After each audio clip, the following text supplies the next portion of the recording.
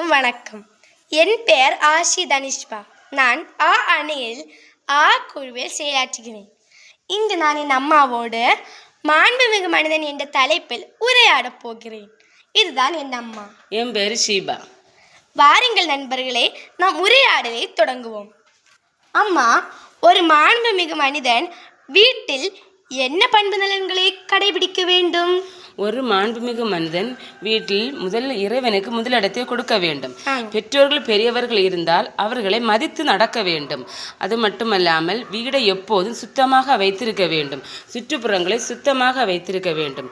வீட்டில் சிறியவர்கள் பெரியவர்கள் யார் இருந்தாலும் அனைவரிடத்தும் அன்பு செலுத்துகிறவர்களாக இருக்க வேண்டும். சில டைம் சின்ன பிள்ளைகள் தவறு செய்வார்கள்.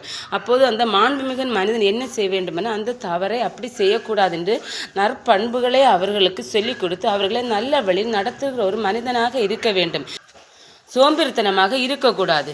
இயற்கையான உணவுகளை சமைத்து சாப்பிடுகிற ஒரு மனிதனாக இருக்க வேண்டும். இவை எல்லாம் ஒரு மாண்புமிகு மனிதனின் பண்புகளாகும். அம்மா, பள்ளியில் ஒரு மாண்புமிகு மனிதன் எப்படி இருக்க வேண்டும்? ஒரு மாண்புமிகு மனிதன் சுத்தமாக சீருடை அணிந்து செல்ல வேண்டும்.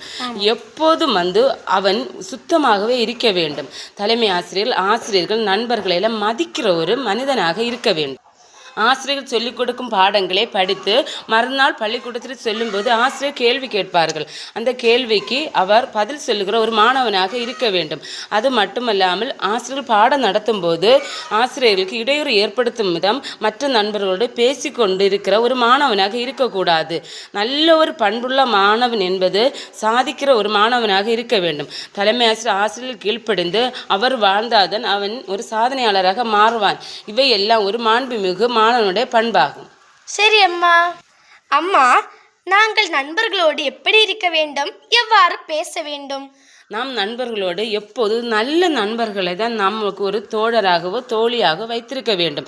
நல்ல நண்பர்களோடு நல்லதையே பேச வேண்டும். சில நண்பர்கள் மற்றவர்களை குறை சொல்லிக்கொண்டோ இல்லை பெற்றோரை குறை சொல்லிக்கொண்டே தான் இருப்பார்கள். அவர்களோடு நாம் எவ்விதத்திலும் ஒரு தோழமைத்தன்மை வைத்திருக்கக்கூடாது. நாம் ஒரு நல்ல நண்பர்களை உருவாக்குற ஒரு நண்பராக நாம் இருக்க வேண்டும். மற்றவர்களை குறைவது எந்த விதத்திலும் நாம் சொல்லக்கூடாது.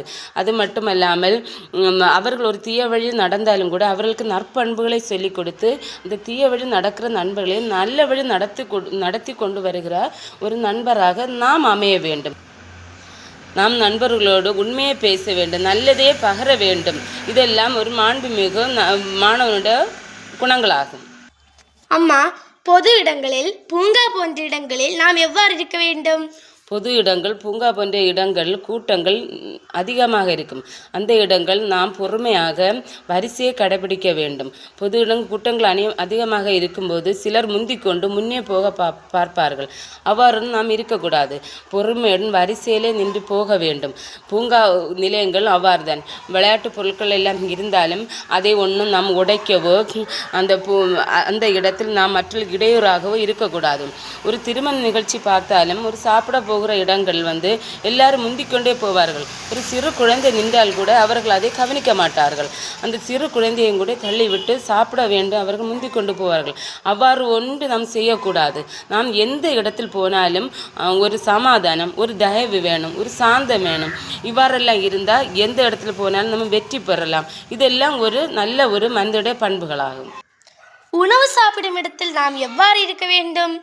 உணவு சாப்பிடும் இடம் என்கிறது பொதுவாக வீடாக இருக்கலாம், இல்லை என்றால் ஹோட்டலாக இருக்கலாம். நாம் இப்போது எடுத்துக்கொள்வது வீடை பொறுத்தவரை நாம் சாப்பிடும்போது முன்னோர்கள் கீழே உட்கார்ந்து கால்கள் மடக்கி போட்டு தான் சாப்பிடுவார்கள்.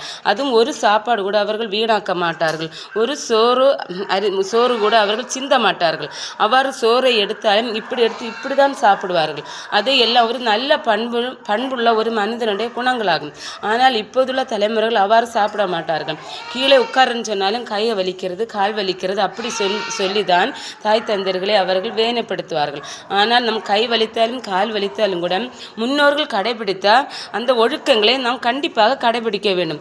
கீழே உட்கார்ந்து தான் சாப்பிட வேண்டும். சாப்பிடும் போதும் இவ்வாறு சாப்பிடும்போது அந்த சோறுகள் வெளியே சிந்தாது. அது மட்டுமல்ல மற்றவர்கள் உடம்பிலும் அந்த எச்சில்கள் போகாமல் தற்காத்து கொள்ளலாம். நம்ம சாப்பிட்டு முடித்த பிறகு அந்த சாப்பாடு நல்ல ஒரு பிள்ளை வந்து அந்த சாப்பிட்ட பிறகு அந்த தட்டை கழுவி சுத்தமாக அது இருக்க வேண்டிய இடத்தில் வைக்கும். ஆனால் சில பிள்ளைகள் வந்து அந்த தட்டை வந்து சும்மா சாப்பிட்டு முடித்த பிறகு கழுவி கொண்டு அங்கே போடும். அப்படி இல்லை, தட்டுகள் இருக்க வேண்டிய இடத்தில் தான் வைக்க வேண்டும். சாப்பிட்டு முடித்த பிறகு அவ்வாறு செய்கிறது ஒரு நல்ல ஒரு குழந்தையின் பண்பாகும்.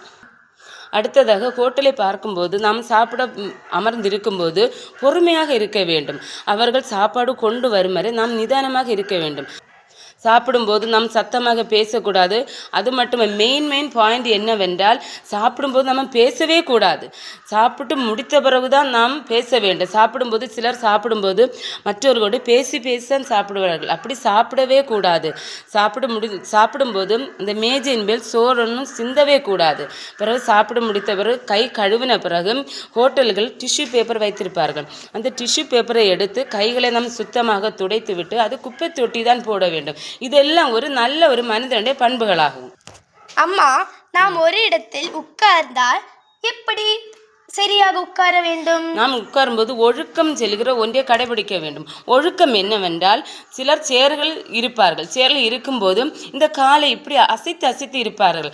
அப்படி அசைத்து உட்காரவே கூடாது. நாம் நேராக உட்கார வேண்டும். காலையெல்லாம் ஒதுக்கி வைத்து கைகளை எல்லாம் இப்படி தொடையில் வைத்து தான் இருக்க வேண்டும். கைகளை இப்படி வைக்கக்கூடாது. சிலர்கள் இருந்து கொண்டு மற்றவர்களுக்கு இப்படி தொந்தரவு கொடுத்து கொண்டே இருப்பார்கள். அவ்வாறும் இருக்கக்கூடாது. ஒழுக்கம் என்கிறது சேரில் உட்கார்ந்துட்டு கைகளை இப்படி வைத்திருப்பது. கீழே உட்காரும்போது நம் கால்களை மடக்கி போட்டு தான் உட்கார வேண்டும். இவ்வாறு மடக்கி போட்டு தான் உட்கார வேண்டும். அந்த முறையில் உட்கார வேண்டும். கீழே உட்காரும்போது காலை நீட்டி கொண்டு நம்ம உட்காரக்கூடாது. ஏனென்றால் நாம் காலை நீட்டி உட்காரும்போது யாராவது ஒரு ஆள் எதிர்பார விதமாக நடந்து சென்றால் அவர்கள் நம்முடைய காலில் தட்டி கீழே விழுவதற்கு ஏதுவாகும். அப்படி நாம் மற்றவர்களுக்கு ஒரு விதத்திலும் தொந்தரவு செய்யக்கூடாது. அது மட்டுமல்ல, எந்த ஒரு உயிரினத்தையும் கூட நாம் காயப்படுத்தவோ வேதனைப்படுத்தவோ கூடாது. அதுபோல் நம்ம நாற்காலில் உட்காரும்போது இன்னொரு இடத்துல உட்கார வேண்டும் என்றால் அந்த நாற்காலியை எடுத்துக்கொண்டு அந்த இடத்தில் வைத்து நாம் அமர வேண்டும். சிலர் என்ன செய்வார்கள் சொன்னால் அந்த நாற்காலி இழுத்து கொண்டே போவார்கள். அவ்வாறு நாம் என்ன விதத்திலும் நாம் செய்யக்கூடாது. எடுத்துக்கொண்டு வைத்து நாம் அமர வேண்டும். இதெல்லாம் ஒரு நல்ல மனிதனுடைய பண்புகளாகும். சரி அம்மா. அம்மா, சாலைகளில் நாம் நடக்கும்போது எவ்வாறு நடக்க வேண்டும்? சாலைகளில் நடக்கும்போது நாம் கண்டிப்பாக சாலை விதிமுறைகளை கடைபிடிக்க வேண்டும். வாகனங்கள் ஓட்டும் போதும் சாலை விதிமுறைகளை கடைபிடிக்க வேண்டும். அதே போன்று மனிதர்கள் நாம் நடந்து போகும்போதும் சாலை விதிமுறைகளை கடைபிடிக்க வேண்டும். சாலை விதிமுறை என்னவென்றால், நாம் நடப்பதற்கு சாலைகள் ஓரங்கள் உண்டு. அந்த ஓரத்தின் வழியாக தான் நாம் நடந்து செல்ல வேண்டும். வாகனங்கள் ஓடும் பாதையில் நாம் நடக்கக்கூடாது. அந்த சாலைகளில் ஒரு லைன் போட்டிருப்பாங்க. இதற்கு அப்புறம் தான் நம்ம நடந்து செல்ல வேண்டும். அதன்படி தான் நாம் நடக்க வேண்டும். வாகனங்களுக்கு எந்த விதத்திலும் நாம் இடையூறு ஏற்படுத்தக்கூடாது. சிலர் சாலையில் நடந்து எவ்வாறு செல்வார்கள்? இந்த வாகனங்கள் போகும் ரோட்டிலே நடக்குவார்கள். இப்போது வாகனங்கள் வருபவர்கள் சவுண்டு போடுவார்கள். ஹார்ன் அடித்தாலும் இவர்களுக்கு கேட்காது. இவர்கள் சாலைகள் நடக்கிறது அவர்கள் போகிற பாதை சரி என்று நினைத்து நடப்பார்கள். அவர் நடக்கவே கூடாது. நாம் சாலைகள் ஓரத்தில் நடக்க வேண்டும். வாகனங்கள் ஓடும் திசையில் நாம் நடந்தால் விபத்துகள் ஏற்படும். அதே போல் இந்த பக்கத்தில் இருந்து நமக்கு அந்த பக்கத்தில் போக வேண்டும் என்றால் வலது பக்கம் இடது பக்கம் நாம் நன்றாக பார்க்க வேண்டும். ஏதாவது வாகனங்கள் வருகிறதா என்று பார்த்து தான் நாம் அந்த பக்கத்தை கடக்க வேண்டும். ஆனால் மெயின் சிட்டிகளில் எப்படி வைத்திருப்பார்கள்? சீப்ரா கிராசிங் வைத்திருப்பார்கள். அதில் நின்றுதான் என்ன செய்ய வேண்டும்? நாம் அந்த பக்கத்தை அடைய வேண்டும். ஆமா, இப்பொழுது நாம் 90 பேர் ஒரு கும்பலாக சென்றால் எப்படி போகலாம்? ஒன்றன் பின் ஒன்றாக தான் போக வேண்டும். இந்த பக்கத்தில் அந்த பக்கம் போக வேண்டும் என்றாலும் ஒன்றன் பின் ஒன்றாக தான் போக வேண்டும். கை கோர்த்து கொண்டு ஓடக்கூடாது. நாம் நிதானமாக தான் நடந்து செல்ல வேண்டும். இதெல்லாம் ஒரு நல்ல மனிதனுடைய பண்புகளாகும். சரி அம்மா, இத்தனை நேரம் என்னோடு கூட இருந்து என்னுடன் உரையாடிய என் அம்மாவிற்கு மிக்க நன்றி. இதனை பார்த்து கொண்டிருக்கும் ஒவ்வொரு இளம் விஞ்ஞானிகளுக்கும் என் அம்மா கூறிய கருத்துக்கள் நன்றாக புரிந்திருக்கும் என்று நினைக்கிறேன். நன்றி, வணக்கம்.